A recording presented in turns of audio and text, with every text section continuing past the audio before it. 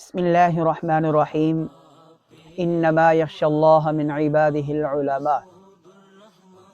العلماء ورثۃ الانبیاء۔ نبی کریم صلی اللہ علیہ وسلم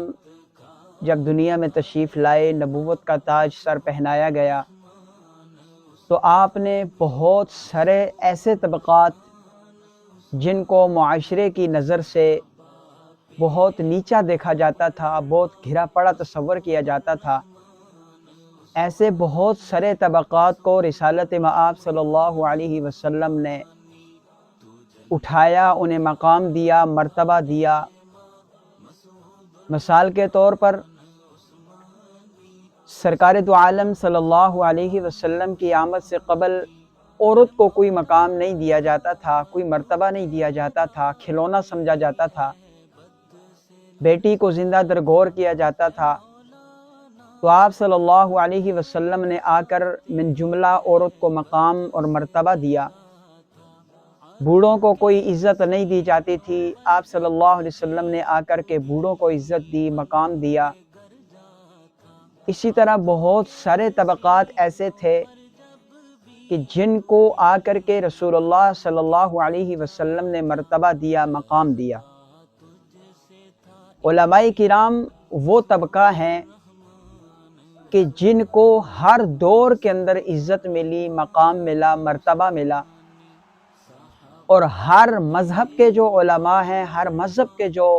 مذہبی رہنما ہوتے ہیں، ان کو ان کے مذہب کے اندر ان کے ماننے والے، ان کے چاہنے والے بہت بڑا مقام اور مرتبہ دیتے ہیں۔ پھر رسول اللہ صلی اللہ علیہ وسلم نے علماء کرام کے مقام کو، مرتبے کو مزید بڑھایا، اور کہیں فرمایا کن عالما او متعلما او سامعا او محبا ولا تکن خامسا۔ کہیں مختلف الفاظ سے ان کی حوصلہ افزائی فرمائی، ان کو مقام دیا، ان کو مرتبہ دیا، اور فرمایا کہ العلماء ورثۃ الانبیاء، یہ علماء انبیاء کے وارث ہیں۔ اور اپنی امت کے علماء کرام کے بارے میں فرمایا کہ علماء امتی کا انبیاء بنی اسرائیل، میری امت کے علماء ایسے ہیں جیسے بنی اسرائیل کے انبیاء۔ یعنی اس کو یوں تشبیہ دیجئے، یوں بات کیجئے کہ جس طرح انبیاء بنی اسرائیل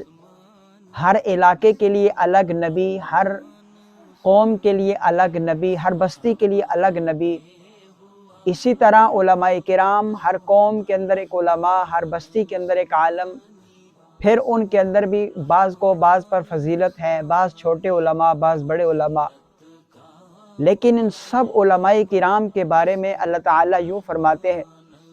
انما یخشی اللہ من عباده العلماء، کہ یہ اللہ سے ڈرنے والا وہ واحد طبقہ ہے، یہ اللہ سے ڈرنے والے ہیں۔ آج علماء کرام کی جہاں پر قدر کی جاتی ہے، جہاں پر انہیں مقام دیا جاتا ہے، جہاں پر انہیں عزت دی جاتی ہے، جہاں پر ان کے ساتھ محبت کا اظہار کیا جاتا ہے، جہاں پر لوگ اپنے بچوں کو عالم دین، حافظ قرآن بنانا فخر محسوس کرتے ہیں، وہاں پر علماء کرام کے دشمن بھی بہت زیادہ ہیں۔ ان کے ساتھ نفرت کرنے والے، ان کے ساتھ مخالفت کرنے والے، عداوت کرنے والے، بغض کرنے والے، ان کے حسد کرنے والے بہت زیادہ ہیں۔ اور یہ حسد، یہ کینہ، یہ بغض، یہ عداوت، چاہے وہ ذاتیات کی بنیاد پر ہو، یا لسانیت کی بنیاد پر ہو، یا قومیت کی بنیاد پر ہو، یا مسلک کی بنیاد پر ہو، یا عقیدے کی بنیاد پر ہو، ان چیزوں کی بنیاد پر جب یہ نفرت کی جاتی ہے علماء کرام سے، تو پھر یہ نفرت اس حد تک نہیں رہتی کہ اسے برداشت کیا جائے، بلکہ اس نفرت کے اندر شیطانی غلبہ غالب آ کر کے یہاں پر پھر علماء کرام کو قتل بھی کیا جاتا ہے۔ اور یہ آج کی بات نہیں ہے، قتل کا یہ سلسلہ جو ہے علماء کرام کا، یہ آپ صلی اللہ علیہ وسلم کے دور سے شروع ہے۔ اسلام کے سب سے پہلے شہید عمار بن یاسر ہیں رضی اللہ تعالی عنہ۔ آپ ان کی تاریخ پڑھ لیجئے، ان کو کس بے دردی کے ساتھ شہید کیا گیا، کس ظلم کے ساتھ ان کو شہید کیا گیا۔ پھر ان کی بہن کو بھی اور ان کے بھائی کو بھی کس طریقے سے شہید کیا گیا۔ پھر اسلام کے جو پہلے خلیفہ شہید ہیں وہ سیدنا فاروق اعظم رضی اللہ تعالیٰ عنہ، کس بے دردی کے ساتھ انہیں شہید کیا گیا۔ عثمان غنی رضی اللہ تعالیٰ عنہ کو کس طرح شہید کیا گیا۔ اسی طرح اسلام کے اندر شہداء کی ایک بہت بڑی داستان ہے، بلکہ اگر یوں کہا جائے کہ اسلام کی بنیادوں میں جو خون لگا ہے وہ شہداء کا لگا ہے، تب آج 1400 سال تک یہ اسلام کا جو پھول ہے، اسلام کا جو پودا ہے، یہ اپنی آب و تاب کے ساتھ جاری و ساری ہے۔ اللہ تعالیٰ جزائے خیر عطا فرمائے ان لوگوں کو جنہوں نے اپنی جانوں کی قربانیاں دی ہیں، جانوں کے نذرانے پیش کیے ہیں اور اسلام کے اس پھول کو، اس درخت کو، اس مرکز کو قائم و دائم رکھا ہے۔ تو یہ شہادتوں کا سلسلہ کوئی نئی بات نہیں ہے، اسلام کے لیے ہر دور میں شہادتیں پیش کی گئی ہیں، قربانیاں دی گئی ہیں، لیکن ان شہادتوں کے ساتھ ساتھ اگر آپ علماء دیوبند کی شہادتوں کا تذکرہ دیکھیں تو آپ کو ان جیسی قربانیاں، ان جیسی مثالیں آپ کو کہیں نہیں ملیں گی۔ علماء دیوبند نے اسلام کی خاطر جتنی قربانیاں پیش کی ہیں کوئی بھی پیش نہیں کر سکا۔ آپ صرف حق نواز جنگوی شہید رحمۃ اللہ علیہ کی اس لشکر کو نہ دیکھیں، اس قافلے کو نہ دیکھیں کہ جس میں مولانا اسار القاسمی شہید، مولانا ضیاء الرحمن فاروقی شہید، مولانا اعظم طارق شہید، بہت سارے شہداء کی قطاریں ہیں، اور پھر حالیہ دنوں میں مولانا مسعود الرحمن عثمانی شہید رحمۃ اللہ علیہ نے اس مشن کو جاری و ساری رکھا اور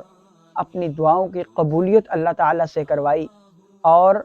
شہادت کا مرتبہ اور مقام پایا۔ ان کے جنازے کو آپ نے دیکھا،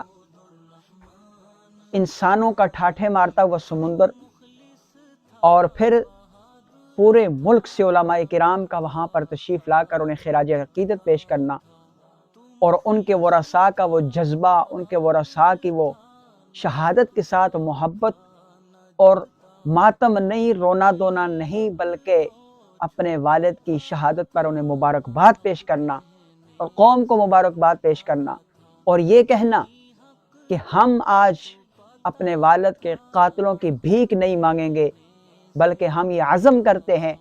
کہ ہم اپنے والد کی شہادت کا اس مشن کو جاری و ساری ایسے ہی رکھیں گے جیسے ہمارے والد محترم نے اس کو جاری و ساری رکھا۔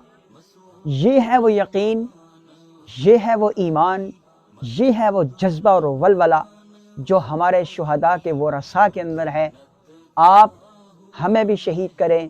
ہماری ساری لائن کو شہید کریں، لیکن ہمارے دلوں سے یہ جذبہ نہ کل آپ صحابہ کے دور میں ختم کر سکے تھے، نہ آج غلامان صحابہ کے دل سے یہ ختم کر سکتے ہیں۔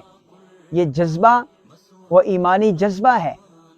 کہ جو ہمارے ایمانوں کو تر و تازہ رکھتا ہے۔ جو شخص ایک شہید کا جنازہ پڑھتا ہے، اللہ تعالیٰ اس کی مغفرت کر دیتے ہیں۔ کل لاکھوں لوگوں نے جنازہ پڑھا، لاکھوں لوگوں کی اللہ تعالیٰ نے نہ صرف مغفرت فرمائی، بلکہ ان کے دلوں کے اندر وہ ایمان، وہ ایمانی جذبہ، وہ ایمانی غیرت تر و تازہ ہوئی ہے کہ آج ایک مرتبہ پھر حق نواز جنگوی شہید رحمۃ اللہ علیہ سے لے کر مولانا اعظم طارق شہید رحمۃ اللہ علیہ تک وہ قربانیوں کی ایک داستان ہمارے سامنے تازہ ہوئی ہے، اور مولانا مسعود الرحمن عثمانی شہید رحمۃ اللہ علیہ کو جس بے دردی کے ساتھ شہید کیا گیا، انتہائی افسوسناک، انتہائی قابل نفرت واقعہ ہے، لیکن ہم شہادتوں کے لیے تیار ہیں۔ اگر ناموس صحابہ کی خاطر، اگر عظمت قرآن کی خاطر، اگر دین اسلام کے نفاذ کی خاطر ہماری یہ چھوٹی سی جانیں بھی چلی جائیں اور اسلام نافذ ہو جائے، صحابہ کرام کے دفاع کا قانون بن جائے، تو یقیناً ہماری جان کا یہ سودا سستا ہمیں منظور ہے۔ ہم شہادتوں کے لیے ہم وقت تیار ہیں، ہم اپنے بچوں کو یتیم کروانے کے لیے تیار ہیں، ہم اپنی بیوی کو بیوہ کروانے کے لیے تیار ہیں، ہم سب کچھ کرنے کو تیار ہیں، لیکن اگر ہمارے خون سے صحابہ کرام کا دفاع ہوتا ہے، ہمارے خون سے اس ملک پاکستان پر اسلام کا نظام نافذ ہوتا ہے، تو ہم یہ سب کچھ برداشت کرنے کو تیار ہیں، اور یہی کچھ ہمارے اکابرین نے ہمیں سکھایا بھی ہے، بتایا بھی ہے اور کر کے بھی دکھایا ہے۔ صحابہ کرام نے بھی یہ کیا، ہم صحابہ کو ماننے والے ہیں۔ نبی کریم صلی اللہ علیہ وسلم نے کون سی وہ قربانی ہے جو نہیں دی ہے؟ شیب ابی طالب کے اندر 3 سال تک قید و بند کی صعوبتیں برداشت کی ہیں۔ آپ صلی اللہ علیہ وسلم کے دندان مبارک شہید ہوئے، آپ کی پیشانی پر پتھر مارے گئے، آپ کے جسم کے لہو سے آپ کے جوتے مبارک پر ہوئے، آپ کی طائف کی وادی میں آپ کے ساتھ کون سا حشر نہیں ہوا، آپ کے پیچھے شرارتی لڑکوں کو لگا کر آپ کو پتھر مارے گئے۔ یہ سب کچھ جب ہمارے نبی نے کیا ہے تو ہم بھی کرنے کو تیار ہیں۔ ہم نبی کی صرف حلوے والی سنت کو زندہ کرنے کے قائل نہیں ہیں، ہم صرف مردوں کو بخشوانے والی سنتوں کو زندہ رکھنے کے قائل نہیں ہیں، ہم نبی کی ہر سنت کو زندہ کرنے کے قائل ہیں، ہم نبی کی ہر ادا کو زندہ کرنے کے قائل ہیں، ہم نبی کی دندان مبارک شہید کروانے والی سنت کو بھی زندہ کرنے کے حق میں ہیں۔ ہم نبی پاک صلی اللہ علیہ وسلم کی وہ کون سی سنت ہے جو زندہ کرنے کے لیے تیار نہیں؟ شادی بیاہوں کی سنتیں ہوں، اموات کے بعد کی سنتیں ہوں، خاندانی معاملات کی سنتیں ہوں، ہم نبی پاک صلی اللہ علیہ وسلم کی ہر سنت کو اپنا کر چلنا چاہتے ہیں، جینا چاہتے ہیں، مرنا چاہتے ہیں۔ یہی علماء حق کی شان ہے، یہی علماء حق کی نشانی ہے کہ وہ اپنے نبی صلی اللہ علیہ وسلم کے نقش قدم پر چلتے ہیں، آپ کی ہر بات کو مان کر چلتے ہیں، اور پھر نہ صرف چلتے ہیں بلکہ اسی مشن کے لیے اپنی جانوں کے نذرانے پیش کرتے ہیں۔ لہٰذا میری گزارش یہ ہے علماء کرام سے، علماء دیوبند سے، کہ اپنی صفوں کے